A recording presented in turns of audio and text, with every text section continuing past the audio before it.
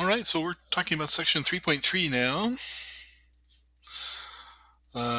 And we're talking about complex roots. Oops.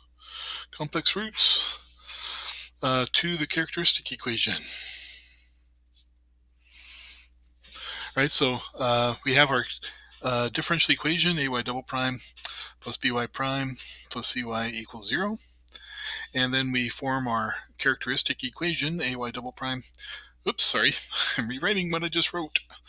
ar squared plus br plus c equals 0, where r is from our ansatz. Our ansatz is y equals e to the rt. Good. So I plug in my ansatz and I get the,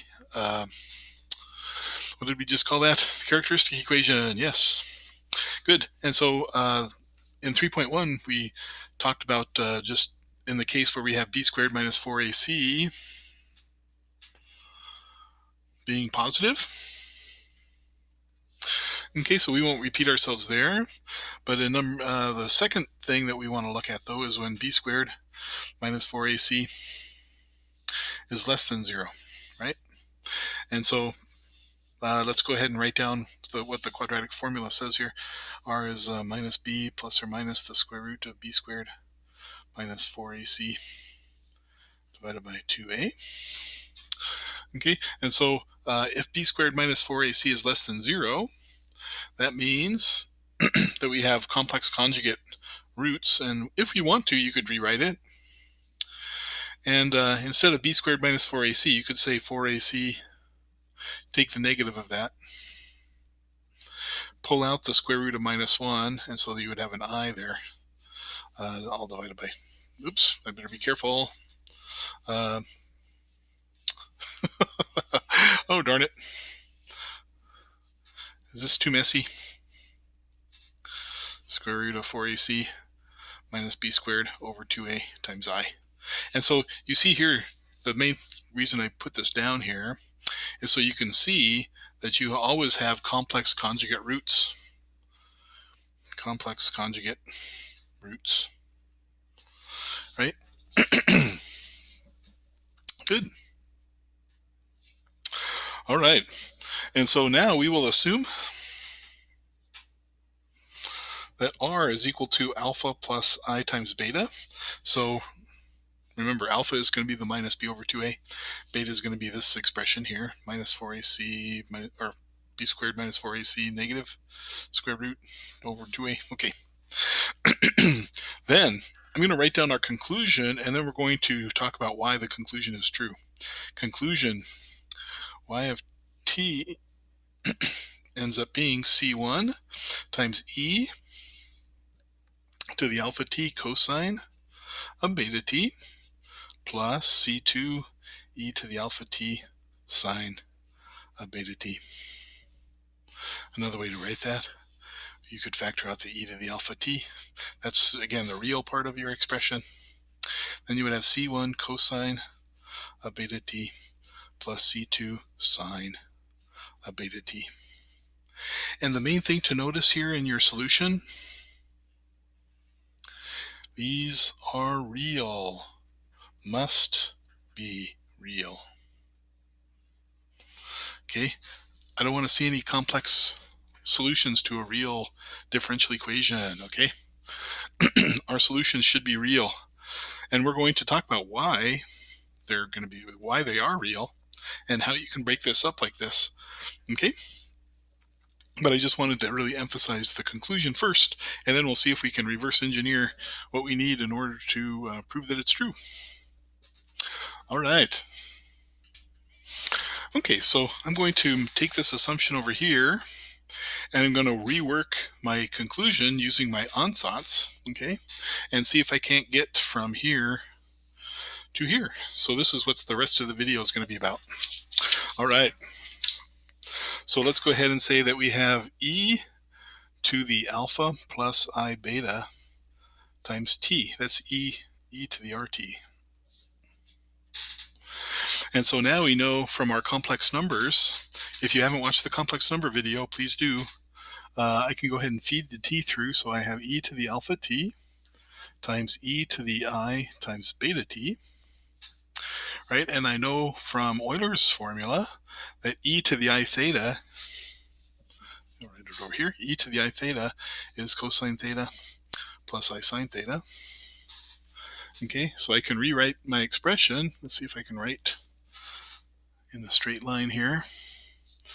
This turns out to be cosine of beta t plus I sine of beta t, right? And so this complex function is like a y1 of t, right? And so my y2 of t, I could think of as being the conjugate of that. And so my second solution to my differential equation would be e to the alpha t times e to the minus I beta t, right? Which would be e to the alpha t, and then I would just negate the beta, right? So that'd be cosine minus beta t plus I times sine of minus beta t. And I might notice that cosine is even, sine is odd, so therefore this could be rewritten, oops, what's that, e, as e to the alpha t times cosine of beta t minus I times sine of beta t. And you might notice that that is equal to the complex conjugate of y1.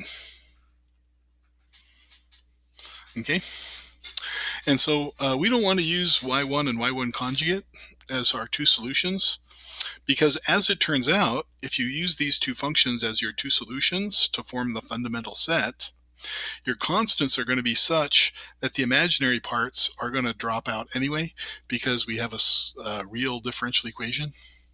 And so we don't want to actually use these two functions. We want to use,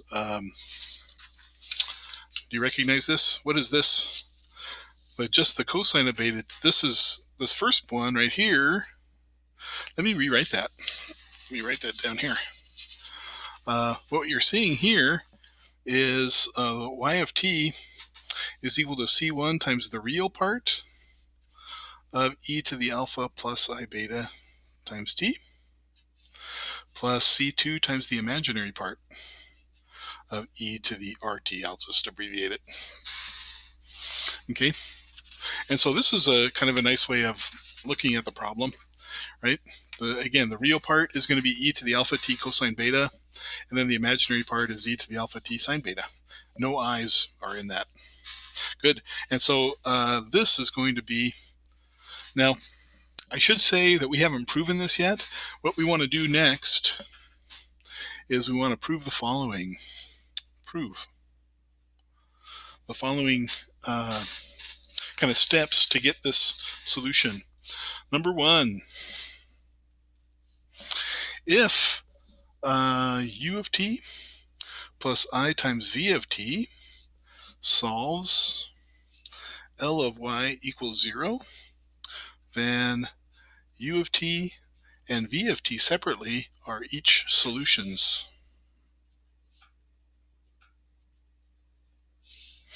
By the way, you recognize that? That's our linear operator equal to 0. 2. If y1 is equal to, so I'm going to try to prove that e to the alpha t cosine of beta t and y2 is e to the alpha t sine beta t, then y1 and y2 form a fundamental set of solutions to our differential equation. Right? So if I can prove these two things, then I'm done. I can go ahead and make this conclusion, right, that we started with. All right, so let's take a look at this first one, number 1. I'm saying that if I have a complex function that satisfies a linear operator being equal to 0, then the operator has to send u to 0 and the operator has to send v to 0. And why is that? That's because L if we know that L of u plus IV equals 0, where u and v are functions, that means by the linearity that L of u plus I times L of v must be 0. And in fact, you can think of this as 0 plus 0I. And so now you have a complex number equal to a complex number. And the only way that's true is that if L of u is equal to 0 and L of v equals 0. And so therefore, u of t and v of t must each satisfy this equation separately. What did we just prove? We proved that if this function solves our differential equation, and it does because that's our complex root, then so does just the real part, and so does just the imaginary part, e to the alpha t sine beta t, right? In fact, this is the real part, and this is the imaginary part. Did everybody catch that? Let me say that one more time. What we've just proven is that if this function, the full function with the full complex exponential there, solves our differential equation, then so does just the real part and just the imaginary part. And so we know y1 and y2 each separately solves this differential equation. The second part is, do they form a fundamental set? How do you prove that it forms a fundamental set? Compute the Wronskian and show that the Wronskian is not 0. I'm going to leave that as an exercise. It's not that bad. You know, you just have to use the product rule, right, on each of those. So there's a little bit of algebra involved, but it's not, like I said, it's not too bad. And so what we have just shown in this video, again, is that if we have complex roots to our characteristic equation coming from our homogeneous linear second order differential equation with constant coefficients, then we can write the solution in this way, where we take C1 times the real part plus C2 times the imaginary part of our e to the RT. Very good. Okay, so in the next video, we'll just look at examples, lots of examples.